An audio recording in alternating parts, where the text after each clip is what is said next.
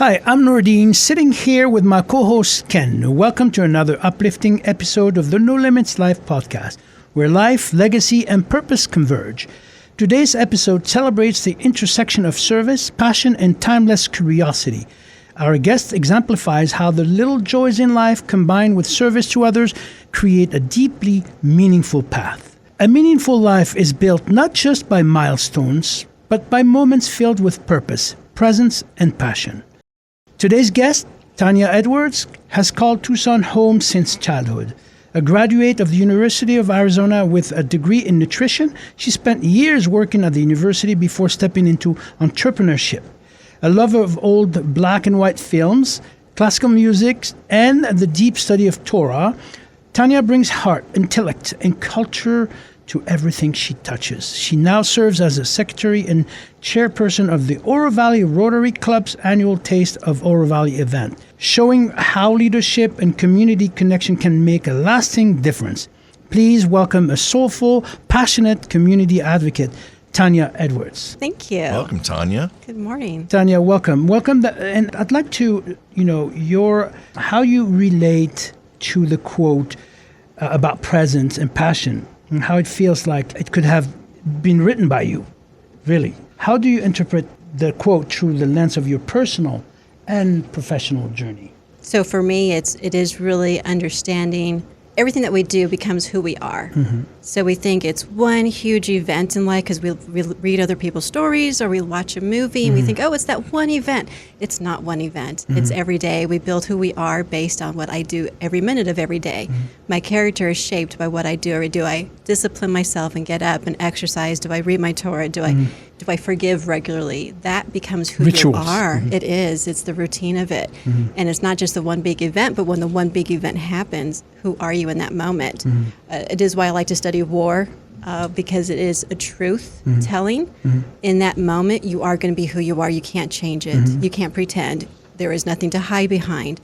So in the war of life, when something happens to you, you are who you are then. And it's based on all those moments throughout the day and the years that you have, what you have done.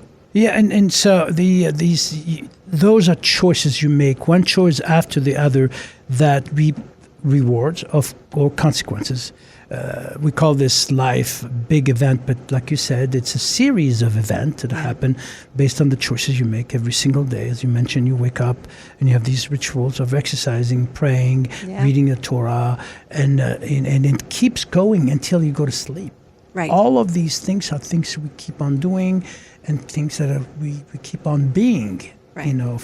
We do them and we become them. And, as you mentioned earlier, you become the person you are actually doing in the moment. Right.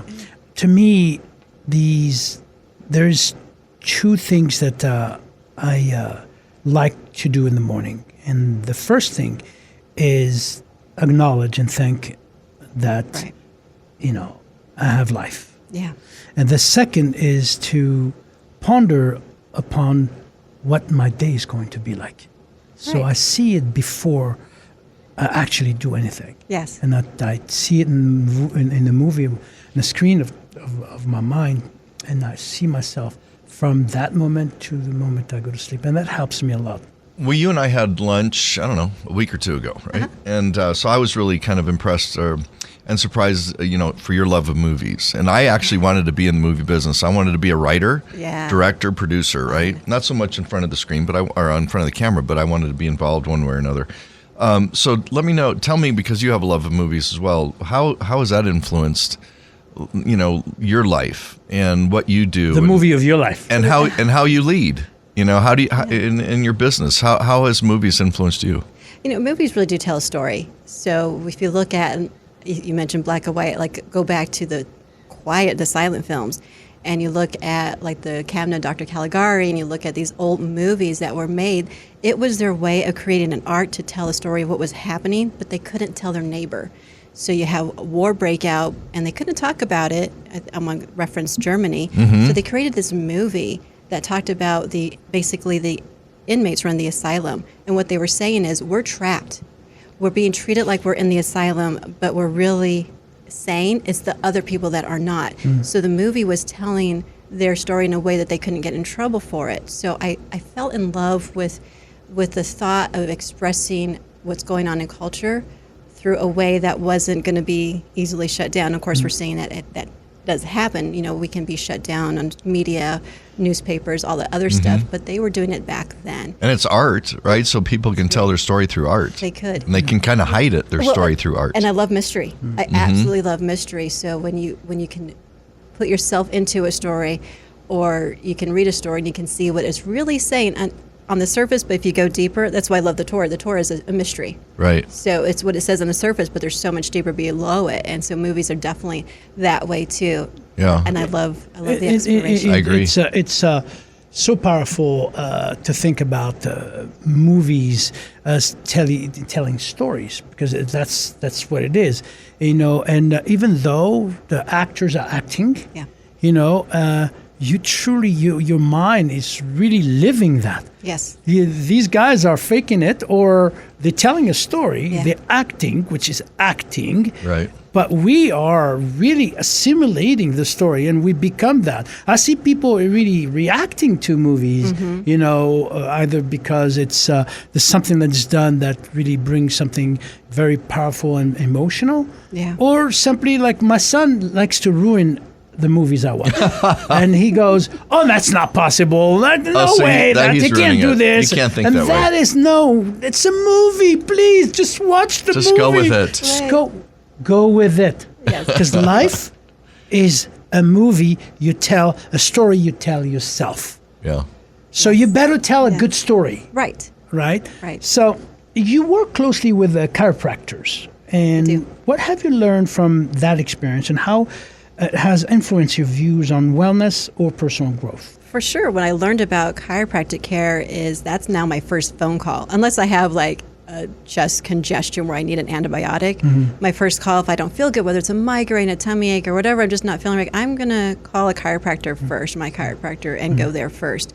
And the chiropractor I go to, he has this chart in his office, all the nerves and how they affect different parts of your body. And I'm like, wow, I have pain here. That's a nerve going to wherever my spine. If I just get my spine corrected, now that nerve is going to start to heal.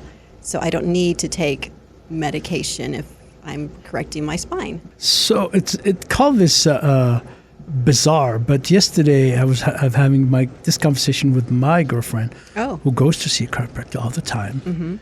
She has a headache, chiropractor. Yeah. She has a pain, chiropractor. She has a chiropractor. And her father is a former chiropractor. Oh, okay, good. And, I see a chiropractor when I need to see one. But then now I'm like, she's really pushing me to go to see a chiropractor and all the time. And there's a stigma that I need you to help break. Okay. Please. In the wellness industry and fitness industry, so many out there that are working out dismiss the importance of chiropractic. Can you tell me why? I believe there's a little bit of competition that people feel, or some medical people feel, that you need to come to me so I can prescribe you a medication. Don't listen to the chiropractor. And we even get people who will schedule an appointment. It's like, I want to come in. I'm having this pain. And within the hour, I called my doctor and he said, if I go to the chiropractor, it's going to only hurt me. And they don't understand, like, if you're not correcting your spine, if it's not in good alignment, well, it's like your vehicle has alignment. I know nothing about cars, but I know they have to be in alignment. And if my tires aren't in alignment, my car's not going to function correctly. We're not any different. Our spine needs to be in alignment too. And if you have a good chiropractor, he's not going to hurt you. He's going to take the x-rays. He's going to make sure that you're in a position where he can correct your spine without causing any damage. So it's interesting you mentioned if you have a good chiropractor. What does it take to be a good chiropractor? Oh, yeah, that's a good question. I think it is, in general, it's a holistic, so it's supposed to look at your entire body, and I can't say that every chiropractor out there is a good one in that they look at your whole body. I think some of them, you go in there, they do an adjustment, and they send you on your way. However, I was in the office when a lady had x-rays done by this one chiropractor that I go to, and he said, I cannot adjust you because I just looked at your x-ray and you're this close, as in millimeters, from having a major heart attack. Wow. You need to go right now to the hospital and get this checked. She's like, Really? Wait, so how did they know that? He took an X-ray. But what did it? How did I they guess know? he could see the heart valve in this okay. X-ray, and he said, "You're millimeters away from this being. If I were to adjust you, It wasn't a hunch. No. It was looking at this, and he's like, if I adjust you, I'm going to push this to a limit where you may end up having a major heart attack right now. So he sent her to the hospital. And a good chiropractor will look at your entire body and make sure that I'm not going to adjust your neck in the wrong direction, because if you have an issue on this side, you want to be adjusted correctly. And so you want a chiropractor to look at your entire, and spending the time with you. So you have an opportunity to break the stigma. Yes. Go ahead and break it. Well, chiropractor's been around a whole lot longer than maybe we realize. We can go back to the Egyptians, where they were starting to do adjustments on people's spines. Maybe they didn't know how, but they would put mud on your back, and where the mud dried, okay, there's a muscle tension right there because there's heat coming out of your spine. Oh, that's so that's interesting. where we need to work on. And so they would start just moving and manipulating it and seeing people start to get better. And then, of course, in the 1800s with D.D. Palmer, he's the famous founder of chiropractic in the United States. And he started adjusting people, but he was kind of shooed out of the medical fields, like, oh, you're just a charlatan or whatever. But he persisted, and people have. So there you have it. recovered. They're not charlatans. They're healing people. Right. And it's not the only ones. Like, I won't say chiropractor is 100%. If you do that, you're good. I totally believe you have to have physical health. Sure. You have to do your stretches. You have to eat right.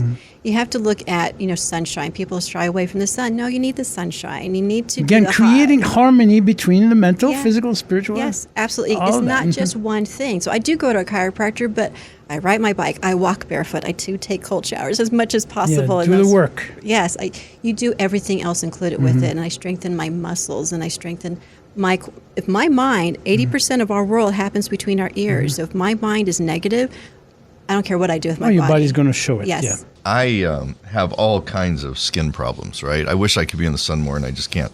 But I think, doesn't vitamin D come from the sun? It does. And that's the only way you can get vitamin D, right? Other Correct. than a vitamin. I mean, you Supplements, yeah. could take a supplement. Correct. Food.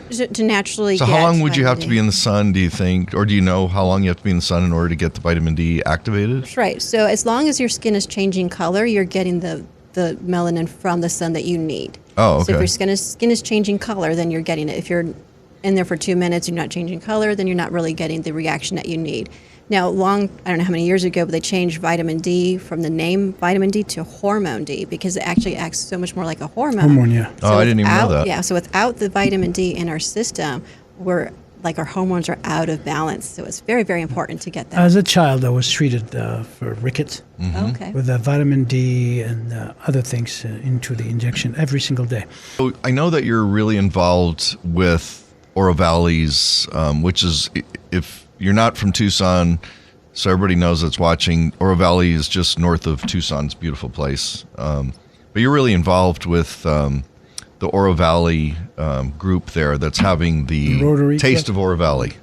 Okay, so can you share with us what that means to you in terms of like giving back and why you do it? Why I do it, yes. Yeah. I actually started volunteering as a young child in the community, and I've never really stopped. I love volunteering, and when I became a Jew, Jews do not proselytize. They do not go out in the community and try to change anybody's beliefs, so there really isn't a whole lot of volunteering where I'm at anyway.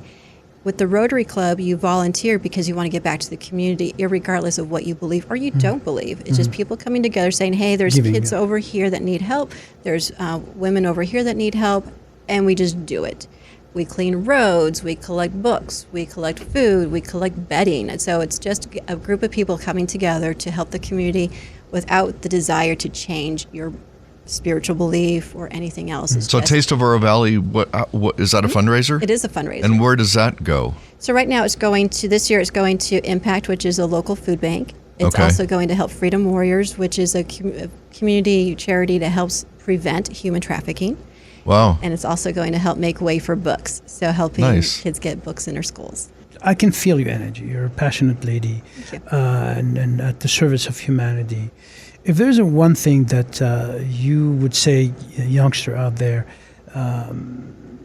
to battle this social media, instant gratification, what would you advise them to do or be? To be who you are, you need a question. Why do you believe what you believe?